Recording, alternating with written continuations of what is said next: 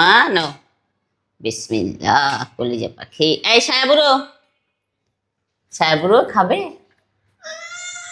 কি হয়েছে? যারা কোনটা খাবে? এটা লাউয়ের তরকারি, এটা হলো কলিজা ভুনা, ওটা ট্যাংরা মাছ, ওটা হলো লাউয়ের চামড়া ভাজি। কোনটা খাবে? এটা খাবে?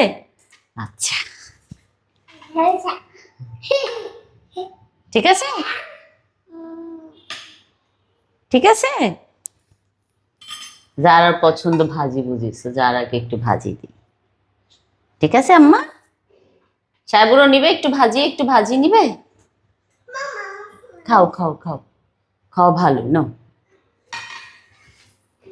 কি গাড়িতে বসে খাবে?